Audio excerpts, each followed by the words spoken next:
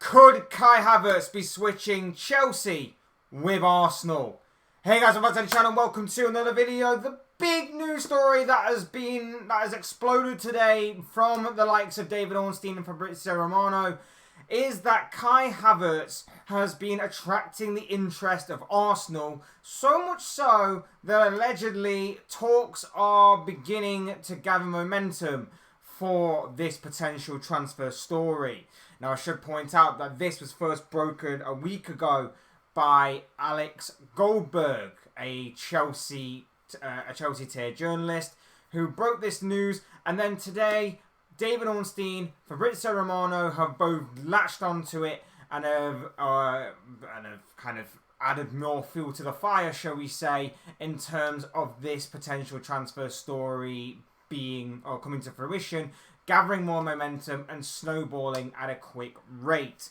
We're going to be talking about Kai Havertz, we're going to be talking about Arsenal, Chelsea, everything else in between. But before we go any further, I would like to remind you all, please like the video and also subscribe if you're new. Both things are always and very greatly appreciated. But for now, let's talk Kai Havertz, let's talk Chelsea, let's talk Arsenal. Like I say, last week, Alex Goldberg, look him up on Twitter, you'll find him. He was the first one to break the interest of Arsenal for Chelsea's Kai Havertz. Today, David Ornstein put out a tweet saying, Arsenal have made proposal to sign Kai Havertz. Pursuit ramped up in recent days. Contact with Chelsea and 24-year-old. Bayern also keen, 2 years left. So Chelsea ideally need to renew or sell him. Plus Arsenal planning formal offer to West Ham for Declan Rice soon. That is from David Ornstein of The Athletic, and like I say, other journalists have latched onto this and have kind of gathered their own and put their own kind of spin on it and the way that they've heard it as well, the likes of Fabrizio Romano and like. So there does seem to be real legs and genuine legitimacy behind everything that Alex Goldberg was saying last week, and that obviously David Ornstein and Fabrizio Romano are saying today.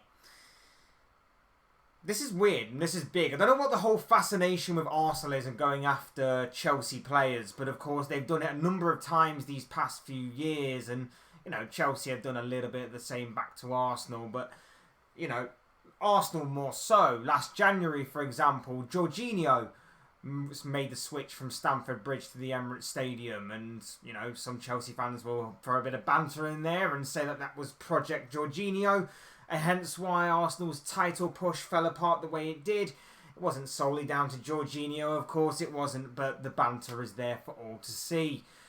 Don't know what the obsession is with Arsenal going after former or current Chelsea players, but Kai Havertz seems to be another in a list of players to do so. We've of course seen the likes of David Luiz and Petr Cech follow suit, switching the blue side of London with the red side.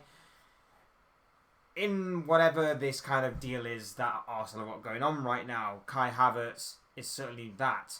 And there's always been a lot of speculation surrounding Kai Havertz already, and I know that the transfer window opened today, but there's already been a lot of speculation surrounding him since the season ended. There was allegedly interest from Real Madrid. Real Madrid was supposedly put off by the asking price, and to be honest, Chelsea's asking price seems to be putting off a lot of people. And why wouldn't it? Because apparently Real Madrid weren't prepared to pay the 60 million that they wanted from Real Madrid. There was allegedly some rumours that Chelsea actually said 75 million and that they actually went down to 60 million. So they want somewhere supposedly in that kind of area of 60 to 75 million for the German international. But Real Madrid put off, and I think they were even more put off by the fact that obviously they just signed Jude Bellingham, and maybe, just maybe, Kylian Mbappe is now back on the market and maybe available for Real Madrid's taking. We'll have to obviously wait and see on that one, but obviously that story seems to have cooled off somewhat and has now given way for Arsenal to make their presence and their interest known. This one's strange to me. This one is very strange to me. I would not have had Kai Havertz down as an Arsenal target at the beginning of this, well, we are at the beginning of this transfer window, but at the end of the season, going into the summer, I would not have had Arsenal to be going after a player like Kai Havertz. This is a guy who, in my opinion, has found it tough at Chelsea since his move back in 2020. I know that he signed for a massive fee, and I know that's not on him. That's just the fee agreed between the two clubs that were there at the time, in Bayer Leverkusen and Chelsea, of course.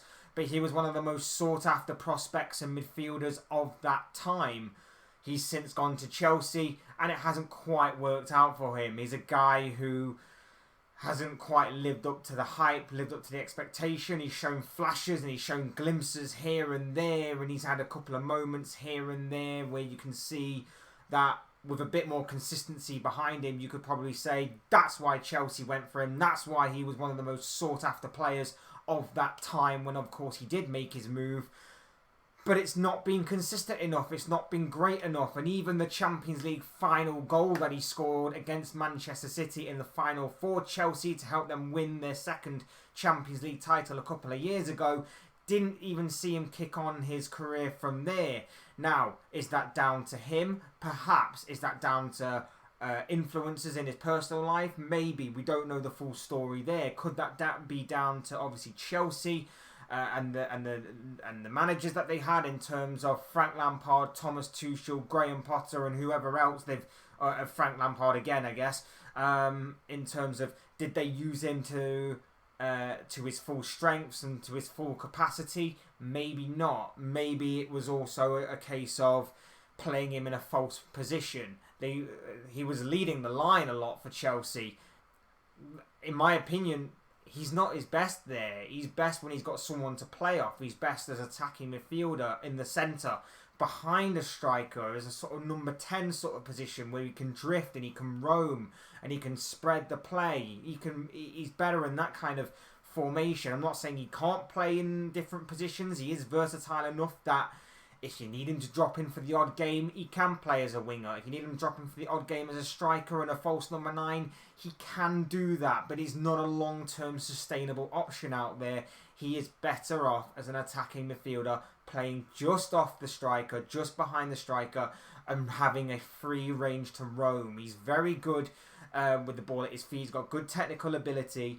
And he likes to drift, he likes to roam, and he can pick up these little pockets of space where he can cause some damage, some harm with some good creativity. I do think he is very good in that aspect. But he just hasn't been used there enough. Maybe a move away from Chelsea might be the best option for him.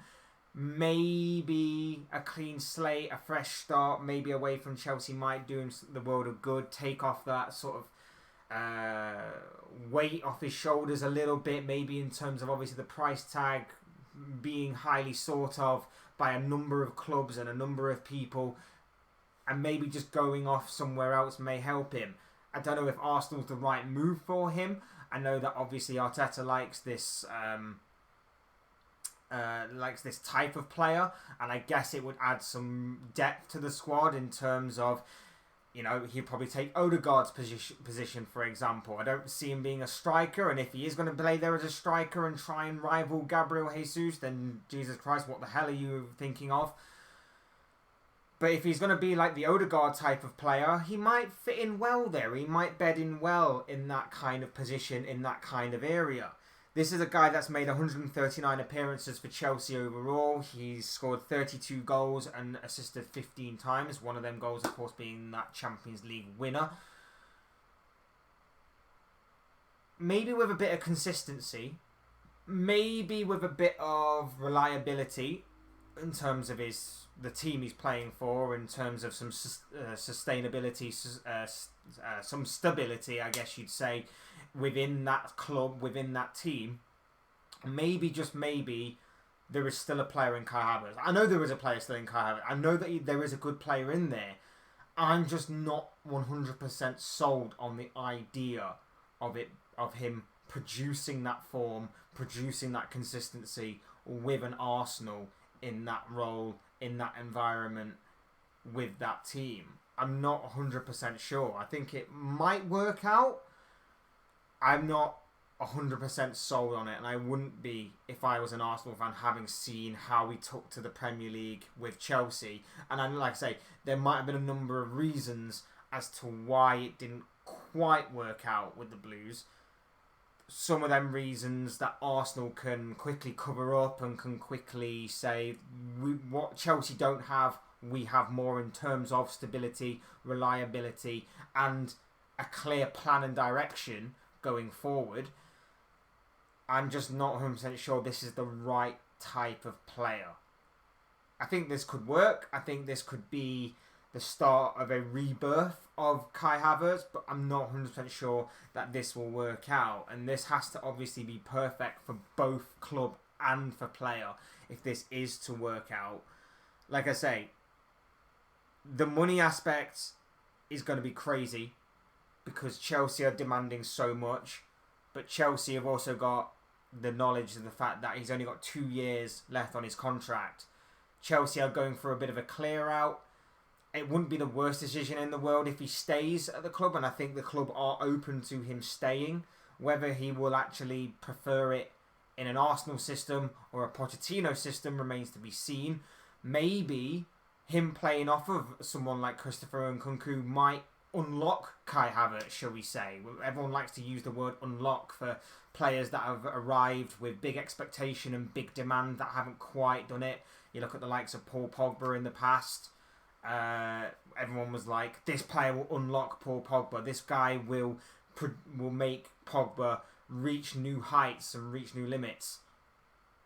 Maybe people will start saying that about Havertz if there are other players to actually come in. If Nkunku is going to be the main striker and Havertz is going to drop a little deeper, play off that striker, and then you get legs around him in that midfield area, like the likes of Caicedo, if he is to join, obviously Enzo Fernandez, and so on and so forth. Maybe that system, and maybe part of that system that I talked about there, is a good way of maybe helping him get to another level, rebirth, resurrected, whatever word you want to use to try and say the best of Kai Havertz is yet to be seen. Maybe that could help, and I'm sure that Chelsea won't be completely against keeping him on, trying to maybe even consider maybe signing a new deal. Like I say, 2 years left on his contract. It wouldn't be the worst idea, and maybe even in Chelsea's case, it might be a very good idea to, of course, cash in on him whilst they have the opportunity to do so. But given his performances in recent years, I'm not 100% sure the kind of 60 to 75 million pound mark that they're looking to try and sell him for will actually fly with a lot of potential suitors. Real Madrid have seemingly already dropped out, whether it be through outside influences of other players or whether it be through them just not seeing it as a viable option financially. Arsenal have now entered the fray. Does that mean that they're going to try and haggle and try and bring down Chelsea's asking price? Will remain to be seen on how negotiations obviously go. Is there another suitor waiting in the wings, or will he just stay at Chelsea, see how the next year goes, and then Chelsea from there can work out whether or not he works in this new system with these new players, or whether or not it is just worth cashing in on him whilst they still have him for that one final year of his current deal. For me, like I say, from the outside looking in, I'd say he's got. If these are his two options, I don't think it's really a win or lose situation for the clubs or for the player. To be honest, I think this is a very big gamble for everybody concerned. If I had to say that he would suit one club or the other, I think he might be better off with. It's hard to say because both play with a sort of high work rate, high ethic, kind of high pressing situation. But I think if Chelsea can bring in the right players around him, I genuinely do think they could see Havertz's level rise. And I think we could see the best of Kai Havertz. And I think if they change his position, because I know that he's had a number of positions, and I know like he's got it in him to be versatile, but not a long-term sustainable option to be versatile. If he can play in that number 10 free role sort of area, that maybe that midfield option, draw him back into midfield and then have him be the more attacking of the three, I think it could really raise his game and raise his level some more. And I think that he'd actually do pretty well in that Chelsea setup. If he goes to Arsenal, he might have to make do with maybe being Odegaard's understudy, maybe, if they are going to play him in that role. It adds depth to the Arsenal squad, of course it does. Quality. The quality is in there. It's all about trying to unlock it and trying to bring it to the surface on a more consistent basis. But it is going to be a very interesting saga, this one, and one that I'm very intrigued to see the way it pans out. Because, like I say, I'm kind of on the fence with this one. If you're looking for an opinion, I'm kind of on the fence with this one. I can see it working out with Chelsea if Pochettino decides to give him another chance. I can see it working out with Arsenal to an extent. With the Gunners, in terms of what he will add to that Arsenal side, in terms of his technical ability, in terms of obviously the strength and depth, in terms of obviously the way that he likes to play, and if he's going to be playing off of a striker, I think that could work out as well. Remains to be seen. I think it does remain to be seen. But those are just thoughts, comments, opinions, predictions, feelings, whatever you want to call it, of this guy. I want to know what you guys think. What do you make of this news that potentially Kai Havertz could be swapping Chelsea for Arsenal in this transfer window after Arsenal's interest is made concrete and made known to the public domain properly? Again, credit Alex Goldberg for obviously breaking this news. He was the man who broke it originally a week ago, and now today it's been followed up by the likes of David Ornstein and Fabrizio Romano on this. What are your own thoughts, though? What do you guys think, feel, your thoughts, your comments, opinions, predictions, feelings, whatever you want to call it, on this potential subject, this transfer story? I'd love to know it down and below in the comment section. All of your thoughts, comments, opinions, predictions, feelings, and whatever you want to call it will make for interesting and great reading, I'm sure, down below. So do get involved down there. Otherwise, hit the like button on the way out if you enjoyed the video. Subscribe if you're new or want to see more content like this. Both things always and forever be greatly appreciated. And as always, thank you all so much for watching and listening. I've been Fletch. This has been another Fletch Talks video, and I'll see you speak to you all again soon in another video.